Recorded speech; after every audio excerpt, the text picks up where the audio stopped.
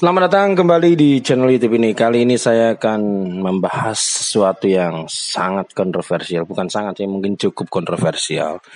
Ini bukan audio yang mencoba untuk menyudutkan satu pihak, tapi ini adalah audio yang memuat substansi, memuat suatu konten atau isi, yang mana isi itu merujuk pada fakta yang linear dengan kehidupan kita saat ini. Pertama-tama kita harus menjelaskan satu hal ya. Di Indonesia itu ada kampus swasta dan kampus negeri. Terserah variabelnya kampus atas nama agama kayak institut agama apa atau politeknik apa terserah. Tapi formatnya itu pasti swasta sama negeri. Sumber anggaran utama dari kampus swasta itu adalah mahasiswa. Jadi semakin banyak mahasiswanya, kampus swasta bisa survive. Tapi kalau kampus swasta semakin sedikit, kampus swasta ya tertatih-tatih dan bahkan berdarah-darah ya. Oleh karena itu pemerintah menggunakan sistem sertifikasi dosen untuk mensejahterakan dosennya, meskipun mahasiswanya di kampus tersebut masih sedikit atau sebenarnya kurang layak untuk dikatakan sebagai kampus ya, karena terlalu sedikit mahasiswanya. Itu untuk swasta. Untuk negeri, ya kita tahu sendiri negeri PTN sekarang sistemnya sudah diubah. PTN sekarang bukan lagi menjadi universitas dalam konteks konvensional yang kita pahami dulu ya. Tapi sekarang PTN itu sudah berubah menjadi BHMN, Badan Hukum Milik Negara. Sederhananya seperti ini saja. Jadi pemerintah itu hanya membiayai gaji ASN. Oke, gaji ASN. Masalahnya kampus itu kan bukan cuma dosen, ada fasilitas, ada gedung-gedung, ya ada hal-hal lainnya lah yang membutuhkan biaya operasional. Kalau itu misalnya milik negara, otomatis negara membiayai itu. Dan negara sepertinya mulai berbisnis ya, jadi nggak mau membiayai biaya operasional itu. Jadi diserahkan kembali ke kampus, dan kampus PTN-PTN itu yang akhirnya terbebani untuk pembiayaan operasional gedung-gedung dan lain sebagainya. Nah, caranya gimana mereka mendapatkan uang? Itu sangat relevan dengan apa yang terjadi dengan PTN saat ini yang menerapkan sistem jalur-jalur yang begitu variatif. Mulai jalur yang lokal lah, mulai jalur bla bla bla dan bla bla bla, dan yang paling mungkin menohok pikiran kita itu adalah jalur mandiri ya, yang paling sering umum digunakan. Istilahnya juga sama, kebanyakan di kampus-kampus PTN jalur mandiri. Semuanya menggunakan jalur mandiri. Ada jalur mandiri. Biasanya yang terakhir jalur mandiri 1, mandiri 2 dan lain sebagainya. Dan percaya atau tidak, jalur mandiri itu biayanya tidak murah dan tidak semua orang bisa masuk melalui jalur mandiri. Artinya tidak semua orang itu adalah orang-orang yang kurang mampu. Kenapa? Karena biayanya cukup tinggi, hanya untuk uang, dalam tanda kutip, uang iuran pembangunan. Yaitu dalam tanda kutip tadi ya, biaya operasional kampus itu. Ada yang masuk itu sampai membayar uang pembangunannya 40 juta, 50 juta, 60 juta dan seterusnya lah. Nah, jalur mandiri itu sangat banyak ya. Semakin terakhir semakin mahal, gampangannya kayak gitu.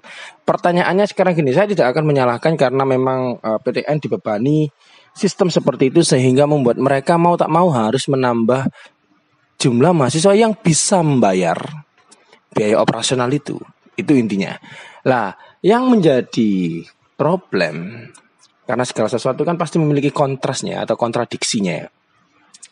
Kalau PTN itu yang mana mereka seharusnya memiliki dalam tanda kutip ya kualitas yang lebih baik, karena dalam tanda kutip dosanya dibiayai dan disejahterakan oleh negara. Harusnya PTN itu dalil dasarnya adalah kualitas. Lebih mementingkan kualitas mahasiswa, bukan kuantitas mahasiswa. Makanya tadi saya menggunakan istilah negara itu kayaknya sedang berbisnis dan universitas dijadikan sebagai lahan bisnis. Seperti itu.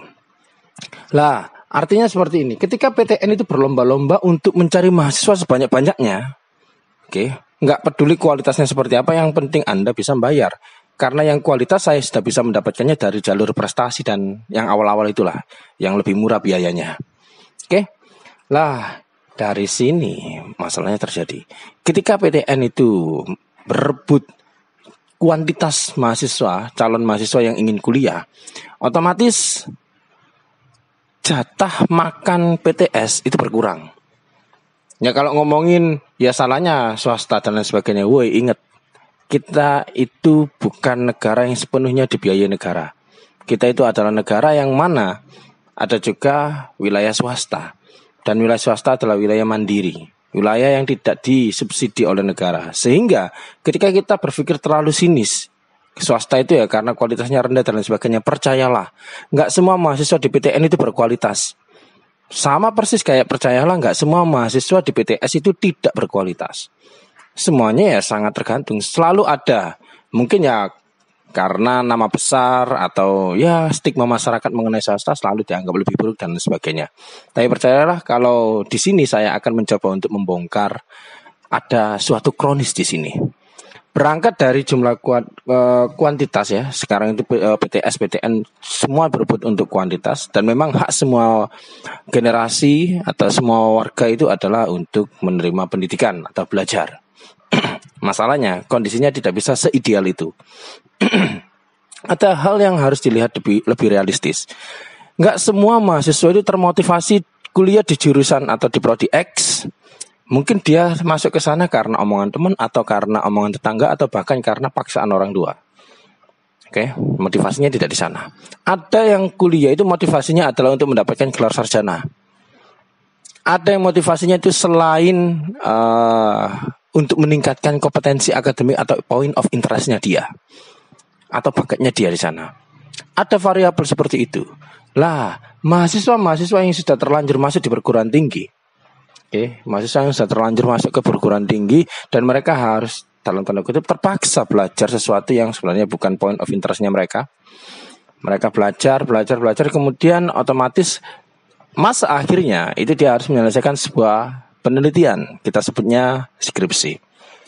Skripsi bagi mahasiswa yang pintar adalah ajang pembuktian. Tapi bagi mahasiswa yang dalam tanda kutip motivasinya tidak di jurusan itu, otomatis mereka akan menghalalkan segala cara untuk bisa menyelesaikan skripsi, mulai dari copy paste sampai menyewa ghostwriter alias joki.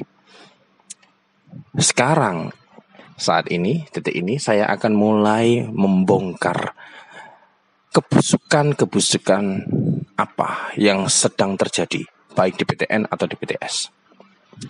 Orang berpikir kalau joki skripsi itu adalah pekerjaan yang najis atau pekerjaan yang kotor. Ya mungkin bagi orang moralis sepakat. Bagi orang-orang moralis, bagi orang-orang yang konvensional sepakat. Joki skripsi itu adalah busuk karena mereka mencoba untuk merusak generasi bangsa. Woi, percayalah, sistem Anda itu yang merusak generasi bangsa. Kok bisa?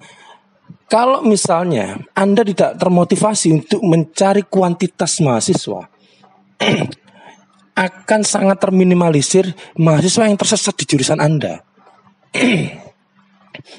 Jadi intinya seperti ini, sederhananya seperti ini. Ketika mahasiswa yang tidak termotivasi di jurusan Anda itu harus menyelesaikan studinya, artinya mereka akan memberikan semacam demand. Dan ketika ada demand, maka ada supply. Jadi ghostwriter atau joki skripsi itu nggak akan hilang selama masih ada yang mencarinya. Dan bagaimana bisa kok ada orang yang mencarinya? Ya karena ada mahasiswa yang sebenarnya tersesat, yang sebenarnya masa waktunya 4 tahun itu tersesat dan dijebak dan didistraksi ke jurusan yang tidak sebenarnya keinginan mereka. Dan akhirnya mereka mau tak mau harus menyelesaikan studinya karena sudah terlanjur. Dan gimana pun karena saya nggak mampu menulisnya, ya saya nyewa orang. Itu ghostwriter mungkin dianggap sebagai menipu negara, tapi kalau kita pikir-pikir, ya karena ada supply, karena ada demand maka ada supply, logika dasar. Tapi ternyata ada yang lebih menjijikkan daripada ghostwriter. Apa itu? Dosen-dosen maling. Loh kok bisa dosen itu maling? Mereka kan akademik loh. Jangan dikira orang akademik itu nggak maling ya. Lah kalian pikir para koruptor itu lulusan SD? Kalian pikir para koruptor yang triliunan rupiah itu lulusan TK? Mereka semua lulusan sarjana. Mereka semua memiliki kompetensi kognitif yang cukup baik. Mereka semua adalah sarjana, doktor, dan Orang-orang yang menempuh bangku kuliah, menikmati bangku kuliah yang cukup lama. Antara watak maling, watak rakus ya, watak tikus itu ya, dengan kompetensi akademik itu sebenarnya nggak ada relevansi. Mengapa? Karena ketika kognisi itu hanya dijadikan sebagai suatu status simbol, hanya dijadikan sebagai suatu syarat, maka ilmu yang ada di dalam kognisi itu, ilmu pengetahuan itu tidak akan memiliki dampak apapun terhadap perubahan watak seseorang. Kita semua paham kan ilmu bahwa serakah atau korupsi itu buruk. Tapi watak kita yang rakus itu akan mengalahkan hafalan kita tentang dalil itu. Jadi artinya ilmu itu bukan cuma sekedar hafalan. Ilmu itu bukan cuma sekedar ijazah dan lain sebagainya. Karena ada watak malingnya seperti ini. Lah, dosen itu malingnya gimana? Dosen yang maling itu kayak gini. Mereka adalah orang-orang yang memanfaatkan mahasiswa yang dalam tanda kutip tidak akan berkarir di bidang jurusan mereka. Sederhananya seperti ini, contoh paling mudah. Mahasiswa jurusan misalnya mahasiswa jurusan X lah. Kita spesifikkan aja. Mahasiswa jurusan pendidikan bahasa Inggris atau sastra Inggris lah. Lulusannya kalau pendidikan bahasa Inggris kan otomatis menjadi guru. Tapi ada juga mahasiswa yang ya kompetensinya itu rendah di jurusan itu. Kemudian dia skripsinya beli, judulnya bagus misalnya. Kemudian karena dia karirnya tidak di guru, otomatis skripsinya hanya dijadikan syarat. Nah, ketika dijadikan syarat saja dikumpulkan, skripsi ini nanti milik siapa penelitian ini? Oke, otomatis kan milik si mahasiswa itu sebenarnya karena itu haknya dia. Tapi ketika dia kerjanya itu hanya sebagai pebisnis ya, misalnya buka kafe atau apa yang nggak ada kaitannya dengan guru, otomatis skripsi ini nggak berguna bagi dia. Dan entah kalian mau ambil skripsi ini nggak paten, nggak ada yang peduli. Lah, tapi nanti kan kena cek plagiarism, nggak akan kena cek plagiarism selama skripsi itu tidak di repository. Artinya, selama tidak digudangkan dalam gudang penyimpanan universitas yang dipublikasikan, maka itu bisa dimaling. Oke, lah dosen-dosen ini yang dalam tanda kutip yang di episode lalu saya pernah mengatakan bahwa nggak semua dosen itu pinter. Karena apa? Ada dosen titipan. Ada dosen yang jalurnya itu jalur kekuatan orang dalam. Kalau dia jalur kekuatan orang dalam atau titipan selama dia memenuhi kompetensi itu nggak masalah sah. Tapi kalau dia tidak memenuhi kompetensi dan dia masuk menjadi dosen, ya otomatis itu yang menjadi masalah. Tapi saya tidak akan mempermasalahkan karena saya berpikir ya itu rezeki mereka. Itu takdir mereka menjadi dosen. Lah tapi masalahnya ketika Anda menjadi seorang dosen dan Anda memiliki status yang dipandang orang sebagai dosen, sementara Anda sendiri yakin bahwa Anda kurang mampu, maka seharusnya Anda harus terbebani oleh status dosen itu dan memperbaiki diri, memperbaiki kompetensi Anda. Bukan malah gaya-gayaan, sok-sokan dan lain sebagainya. Dan lebih parah, ketika Anda tidak memiliki kemampuan, misalnya meneliti, yang Anda lakukan terakhir adalah merampok skripsi-skripsi yang tidak diberdayakan oleh si alumni tersebut. Anda tidak akan berani misalnya maling skripsinya mahasiswa yang misalnya mahasiswa X ini lulus S1 kemudian dia lanjut S2 karena dia pengen jadi dosen. Anda nggak akan berani nyolong skripsi si mahasiswa ini. Tapi Anda akan nyolong mahasiswa-mahasiswa yang bagi Anda tidak berkompeten dan karirnya tidak akan di pendidikan. Dan ketika itu saya ambil dan diubah sedikit-sedikit, itu tidak akan kentara dan tidak akan pernah bisa ditelusuri.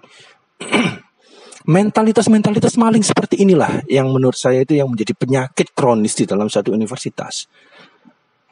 Mengapa? Karena ada suatu sistem yang mendukung proses maling seperti ini. Jadi kalau Anda punya teman atau mungkin diri Anda sendiri ya, Anda kerja tidak di bidang yang Anda geluti sesuai dengan jurusan Anda, cek skripsi Anda. Apakah skripsi Anda itu muncul di Google apa enggak? Kalau skripsi Anda tidak muncul di Google, Anda cari dosen pembimbing Anda.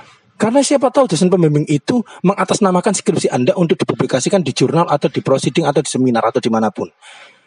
Mungkin judulnya diubah, struktur judulnya diubah, tapi substansinya intinya bahas tentang karyamu. Bahas tentang apa yang kamu bahas. Jadi itulah maling yang sebenarnya. Jadi kalau kita berpikir joki skripsi itu sesuatu yang buruk, ada yang jauh lebih menjijikkan daripada joki skripsi, yaitu dosen-dosen yang bermentalitas maling, yang sebenarnya nggak punya kompetensi, tapi sok-sokan punya kompetensi, dan akhirnya menghalalkan segala cara mengambil tulisan mahasiswa untuk dipublikasikan dengan tujuan sebagai syarat untuk mendapatkan sertifikasi dosen atau gaji bulanan dari pemerintah, meskipun itu sebenarnya adalah kecurangan. Jadi seperti itu ya yang bisa saya katakan mengenai salah satu suatu kecacatan ya. Jadi ada semacam sistem, dan sistem itu memberi potensi bagi koruptor-koruptor akademik kayak gini ya, yang cukup menyedihkan. Saya akan bongkar lagi untuk masalah-masalah universitas ya. Kenapa? Karena saya tahu kuncinya. Oke, thanks. Oh ya, sebelum saya selesai, saya ingin memberikan semacam klarifikasi ya. Tidak semua dosen itu tidak berkompeten. Ada juga dosen-dosen yang memang berkompeten, memang sangat layak menjadi dosen. Jadi ini hanya berlaku bagi dosen-dosen yang memang kurang berkompeten. Dan jika ada dosen-dosen yang tersinggung dengan omongan saya bisa memastikan Anda pasti berkecimpung di apa yang saya bicarakan barusan. Thanks for watching.